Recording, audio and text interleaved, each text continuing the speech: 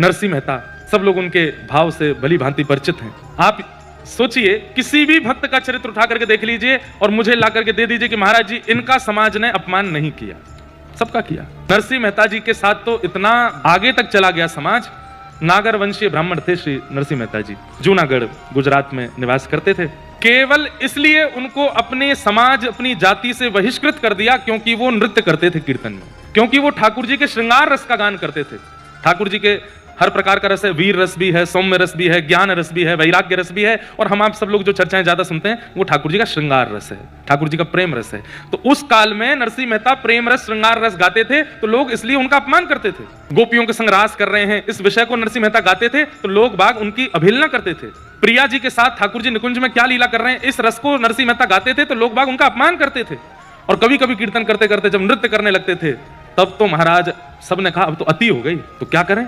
तो नागर वंशीय ब्राह्मणों ने मिल करके नरसिंह मेहता जी को अपने कुल जाति से बहिष्कृत कर दिया कि हाँ अब तुम हमारी जाति के नहीं हो। नरसिंह मेहता बोले मेरा दोष? बोले क्योंकि तुम नृत्य करते हो, तुम गाते हो, और गायन में भी ठाकुर जी का श्रृंगार रस गाते हो, इसलिए हमको यह शोभा नहीं देता। जिन जिन लोगों ने नरसिंह मेहता जी को बहिष्कृत करने के लिए अपील की थी अपने समाज के बड़े लोगों से, वे सब लोग नगर के बाहर जो वैसा नृत्य होता है वो देखने जाते थे, उसमें राजी होते थे, उसमें प्रसन्न होते थे, उन गानों को सुनकर के सुखी होते थे। और नरसिंह मेहता जो ठाकुर जी का रस गाते उनका बहिष्कार करवा रहे थे। नरसिंह मेहता बड़े प्रसन्न होकर के लौटे घर को, तो किसी ने रास्ते में पूछा आज तो बहुत बुरा हुआ, इतना बुरा नहीं करना चाहिए था आपके साथ, बताओ अपने वंश से, अपने कुल परंपरा और अपनी जाति से ही आपको बहिष्कृत कर दिया।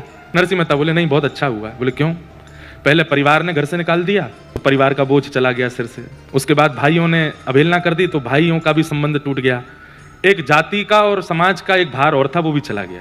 अब कुछ नहीं, अब मैं अकेला हूं, अब तो और कीर्तन करूंगा और नृत्य करूंगा और आनंद करूंगा। आपका उद्देश्य क्या है, ये बड़ी बात है। नरसिंह मेहता कहते मेरा उद्देश्य ये सब है ही नहीं, ये लोक रंजन करना, समाज की परवाह करना, ये मेरा उद्देश्य नहीं है। मेरा उद्देश्य ठाकुर जी हैं, मैं क्यों चिंता करूं इन सब की। ये लोग लगे हैं लड़ने झगड़ने में, मेरे को खींचने में, मेरे साथ उल्टा सीधा करने में, मेरा ये उद्देश्य ही नहीं। मेरे उद्देश्य श्याम सुंदर है, मैं उससे ना भटकूं बस।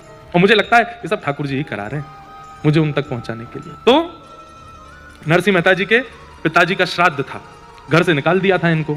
लेकिन आपको अब कभी नरसिंह मेहता जी का चरित्र सुनाएंगे विस्तार से। नरसिंह मेहता वृंदावन गए और जब रास का अनुभव किया तो रास में इतना सुंदर इन्होंने कीर्तन गाया कि श्री प्रिया जी और ठाकुर जी दोनों ने अपने पैर का नूपुर उतार करके नरसिंह मेहता के पैर में बांध दी। और तब ठाकुर जी ने नरसिंह मेहता को अपना, नरसिंह मेहता बोले आपकी याद आएगी तो मैं क्या करूंगा, तो बोले केदारा राग गाओ।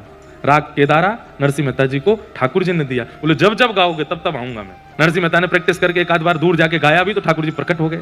तो नरसिंह मेहता जी को ठाकुर जी ने, श्री जी ने, दोनों ने अपना नूपुर दिया। दोनों पैर में नूपुर पहन के रहते थे नरसिंह मेहता। जब चलते थे तो गांव के, नगर के लोग हंसते थे, देखो है आदमी नूपुर पहन के छम छम करता डोलता है। अब किसको बताएं वो कि ये भाई ठाकुर जी ने पहना है मुझे। तो नरसिंह मेहता जी का वैभव इतना बढ़ गया, घर परिवार ने तो निकाल ही दिया था, लेकिन जब वैभव बढ़ जाता है तो सब गैर भी अपने मानने लगते हैं। जब आप पे कुछ भी नहीं होता तो सब लोग आपका तिरस्कार करते हैं। जब आपके पास सब कुछ हो जाता है तो अड़ोसी पड़ोसी भी कहते हैं ये हमारे पड़ोसी, हम जानते हैं इनको। कबीरदास जी के घर भगवान श्री राम रूप बदल करके गए, लक्ष्मण जी को भी रूप बदलवा करके ले गए, हनुमान जी को भी रूप बदलवाया, सबके रूप बदलवा करके, और बैलगाड़ियों में खूब सारे रत्न आभूषण आदि सब लेकर के गए। नगर में जाके बोले भैया कबीरदास कहाँ? बोले कौन कबीरदास? हम नहीं जानते। सब गांव के लोग बोले अरे वो कबीरदास कहाँ है? बोले हम नहीं जानते।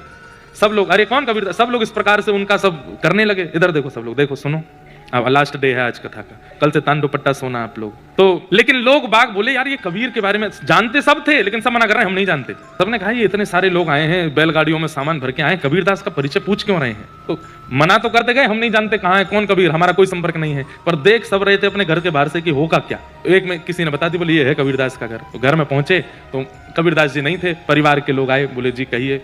बोले हम कबीरदास जी से बहुत सारा हमने वस्त्र आदि वो बुनते हैं, तो कई सारे हमने वस्त्र लिए, उनके वस्त्र का जो वेतन होता है ना वो देने के लिए आए हैं। बोले क्या वेतन है? बोले हटाओ भाई कपड़ा हटाओ। बैलगाड़ियों से कपड़े हटाए तो हीरे जवाहरात मोती सोना माणिक जाने क्या क्या बैलगाड़ियों में भरे।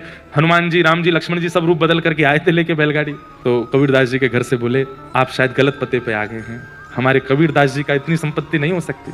वो तो इतना ही कपड़ा बनाते हैं कि आज का भोजन बन जाए, मतलब इतना ही कपड़ा बुनते हैं कि बेच के आज की प्रसादी की व्यवस्था हो जाए, कल की प्रसादी भी अगर उस कपड़े से मिलती है तो कबीरदास जी रखते नहीं है। इतना सारा वेतन लेके आप आए, निश्चित गलत पते पे हैं, कोई और कबीरदास होगा। बोले हम उनके बारे में पूछ रहे हैं, रामानंदाचार्य जी के शिष्य कबीरदास। बोले हाँ, रामानंदाचार्य जी के शिष्य तो यही है। बोले हाँ, तो उन्हीं का ही है। बोले वो कहाँ है? बोले वो तो घर बार छोड़ के चले गए कहीं पे। बोले उनको ढूंढो। घर के लोग बोले हम तो 2-3 लोग हैं, हम कैसे ढूंढेंगे, इतने में अड़ोसी पड़ोसी हम ढूंढ के लाते हैं, हमें पता होगा वो कहाँ गया होगा। अरे हमारे संग खेला है बचपन में, वहां बैठता था, इधर का जाता था, कभी हमसे ये पूछता था। हमारे घर तो भोजन किया एक बार, सब लोग आकर के राम जी रूप बदल के आए थे, सब उनको आके घेर लिए। अरे कबीरदास जी तो एक बार मेरे साथ छत पे सोए थे, मेरे साथ वहां किया था, ये किया था। राम जी बोले अभी तो तुम मना कर रहे थे कि तुम जानते ही नहीं हो। अरे मुझे लगा कोई और कबीरदास हो, ये तो हमारा लंगोटिया यार, हम जाते ढूंढ के लाते।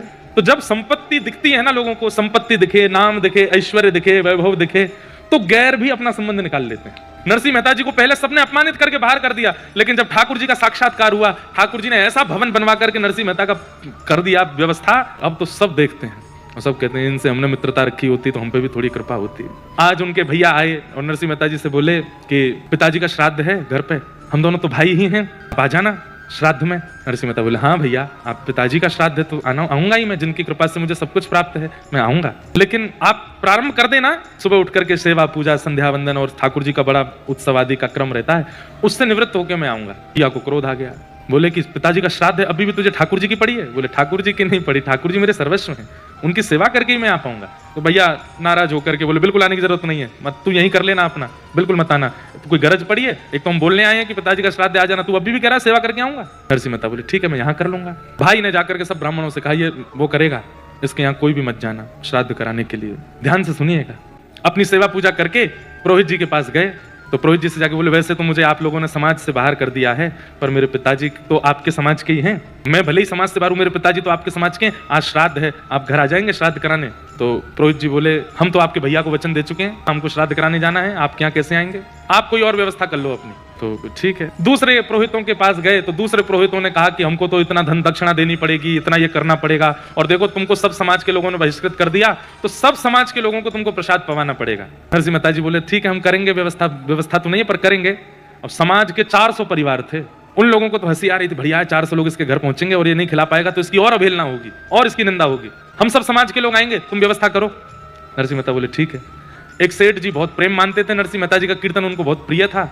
सेठ जी के पास नरसिंह मेहता गए, बोले मेरे घर पर श्राद्ध होना है, ब्राह्मण आएंगे, आप कुछ मुझे मोहर दे दीजिए तो मैं उनको प्रसाद पवा दूंगा, उसके बाद वापस कर दूंगा। सेठ जी बोले एक शर्त पे। बोले क्या? पहले बैठ के यहाँ कीर्तन सुनाओ, आपका कीर्तन बहुत अच्छा लगता है। नरसिंह मेहता बोले श्राद्ध है घर पे और मेरा कीर्तन में फिर मन लग जाता है, फिर मैं उठ नहीं पाता। बोले हम उठा देंगे आपको कि भाई श्राद्ध है, उठ जाओ, अभी कीर्तन सुना। नरसिंह मेहता बोले ठीक है। लिए करताल और नरसिंह मेहता ने जैसे ही गाना प्रारंभ किया, महाराज एक बार वो प्रवेश करते कीर्तन में, फिर वो निकलते नहीं थे। महाराज झंकृत होने लगता था वातावरण, नृत्य करता था नरसिंह मेहता के कीर्तन पर। मुझे गुजराती ज्यादा आती नहीं तो उनके कीर्तन में सुना था, कैसे बढ़िया बढ़िया मधुर कीर्तन गुजराती में। नरसिंह मेहता गाँव में और सेठ जी उछल उछल के नृत्य करें। ठाकुर जी ने मन में विचार किया, अरे नरसिंह, वहां ब्राह्मण नागरवंशी सबरे ब्राह्मण 400 परिवार इकट्ठे हो रहे हैं घर पे और वहां सबका श्राद्ध करना हो, यहाँ कीर्तन कर रहा है, क्या करें? तो ठाकुर जी नरसिंह मेहता बन के चले गए और नरसिंह मेहता बनकर के घर पे गए। पत्नी से बोले ए देवी देख कितने सारे ब्राह्मण आए हैं, जल्दी कर प्रसादी बना। बोले कहां से बनाऊं प्रसादी, रसोई में तो कुछ है नहीं। अरे तू जब नहाने गई थी मैंने लाके सब धर दिया, देख तो सही। भीतर जाके देखा तो आटा दाल चावल सब बड़ी मात्रा में भरा था। अब तो पत्नी बोले अभी बनाती हूँ। तुरंत लग गए महाराज अमनिया करने, सब सामग्री बनाने। नरसिंह मेहता भी बीच बीच में जाके सामग्री सिद्ध करावे, ब्राह्मणों को सब आप बैठो बस थोड़ी देर दो, अभी बस प्रसादी सिद्ध हो रही, श्राद्ध आदि। ठाकुर जी ने नरसिंह मेहता के पिता का श्राद्ध अपने हाथ से किया, क्योंकि नरसिंह कीर्तन में व्यस्त है। नरसिंह अभी कीर्तन कर रहा है अपने हाथ से। ठाकुर जी जिसका चिंतन कर लें वो मुक्त हो जाता है, जिसका श्राद्ध कर दे उसका क्या हो। सब ब्राह्मण तो सब बैठे थे, बोले अभी तक तो सब ठीक ठाक सही चल रहा है, देखते हैं क्या पवाएगा। और फिर तो असली तो मजा तब आएगा जब दक्षिणा की बारी आएगी। 400 परिवार के लोग, कम से कम 1,500 हजार लोग थे वहां पे, सबको प्रसादी पवा रहे हैं ठाकुर जी अपने हाथ से, सबको खीर परोस रहे हैं, सबको जो सामग्री सब परोस करके दक्षिणा की बारी आई। ब्राह्मण देवता बोले अब तो नरसिंह मेहता बहुत बढ़िया पवाया तुमने, प्रसादी दक्षिणा बांटो, रूखी सूखी हो स्वीकार कीजिएगा। बोले तुम दो तो सही। एक पोटली भर करके महाराज उसमें 12-12 सोने की मोहर सबको बांटी ठाकुर जी ने अपने हाथ से। वे जैसे ही दक्षिणा लेवे, बाहर देख के बोले कंकड़ पत्थर भरे हैं क्या? भीतर खोल के देखे तो सोने की। सब नरसिंह मेहता को देखते रह गए। अब तुम्हारा सब आशीर्वाद दें। ओके नरसिंह मेहता आज तो तुमने आनंद कर, तृप्त कर दिया सबको, सब आनंद कर दिया। अरे आप बस आशीष बनाए रखो, अपना कृपा बनाए रखो, सब प्रसन्न रहो। और वो सब ब्राह्मण निकले वहां से। वहां थोड़ी दूर पे भैया भी अपने पिताजी का वो कर रहे थे, एक ही पिताजी का श्राद्ध दोनों भैया कर रहे थे। वहां 10-15 बड़े बड़े विद्वान वेदज्ञ नागरवंशीय जो विद्वान थे वो सब वहां पे प्रसाद जीम रहे थे। वहां वेद मंत्र का पाठ चल रहा है, बड़े विधि विधान से सब कुछ चल रहा था। दक्षिणा की बारी आई तो भैया ने उस काल में सबसे बड़ी दक्षिणा होती थी 1.5 रुपया, और 1.5 रुपया दिया। तो 1.5 रुपया देख करके भी बोले 1 रुपया देते हैं सामान्य लोग, 1.5 दिया है।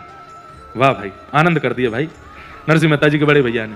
बोले अब नगर में जाके बताएंगे 1.5 रुपया मिला हमको। जैसे वो सबरे ब्राह्मण निकले, यहाँ से वो 10-5 ब्राह्मण निकले, सामने से 1,500 की भीड़ आ रही थी। सब बोले कहाँ से भाई इतने सब तुम सब कहाँ से आ रहे हो? अरे महाराज पूछो मत, नरसिंह मेहता ने अपने पिताजी का श्राद्ध किया। हाँ हाँ आया तो था हमारे पास भी, पर हम तो व्यस्त थे, हमने मना कर दिया। बोले फंस गए आप तो क्यों? क्या प्रसाद, क्या कुछ दक्षिणा क्या दी बताओ हमको? 1.5 रुपया दिया। 1.5 रुपया, 12 सोने की मोहर, और एक को नहीं सबको। अब तो महाराज वो सब आपस में एक दूसरे का मुंह देखें। नरसिंह मेहता ने दिया। बोला हाँ हमारी तो भाई 1.5 ही हम बहुत समझ रहे थे।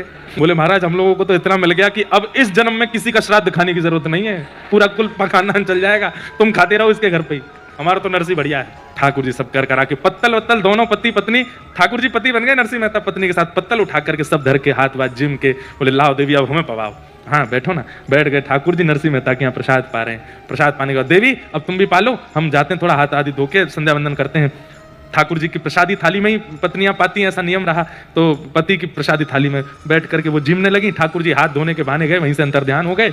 नरसिंह मेहता का कीर्तन वहां पूरा हुआ। सेठ जी से बोले सेठ जी तुमने बताया नहीं, वहां पे ब्राह्मण आ गए होंगे, हमारा श्राद्ध है, अब और कुछ सुनना पड़ेगा, एक नया बवाल हो जाएगा।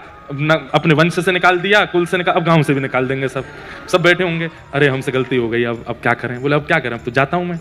जैसे ही पहुंचे तो वहां देखा तो पत्नी जिम रही थी।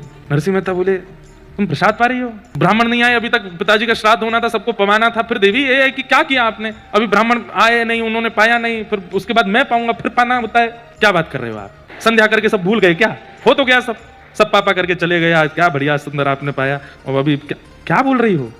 अरे आप ऐसे क्यों बचकानी हरकत करते हैं? हो तो गया श्राद्ध, 1,500 ब्राह्मण आए थे, सबको बढ़िया पवाया आपने। 12-12 वैसे इतना कहां से लाए इतना सोना?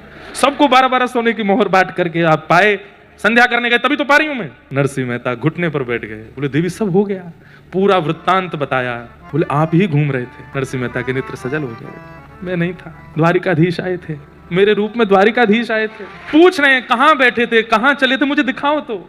बोले यहां बैठे थे। नरसिंह मेहता उस स्थान को हृदय से लगा। मैं कहां चले थे? बोले यहां चल रहे थे। पत्तल अपने हाथ से लगाई, परोस करके गए, पिताजी का श्राद्ध किया। नरसिंह मेहता रोने लगे। मैं इस योग्य नहीं हूं नाथ, आप कितना करते हैं मेरे लिए, क्यों करते हैं मुझसे इतना स्नेह, क्यों करते हैं मुझसे इतना प्रेम? आप अपनी पत्नी को हृदय से लगा के बोले भाग्यशाली हो, ठाकुर जी आए थे, मैं तो व्यस्त था वहां कीर्तन में। भरोसो दृढ़ इन चरण केरो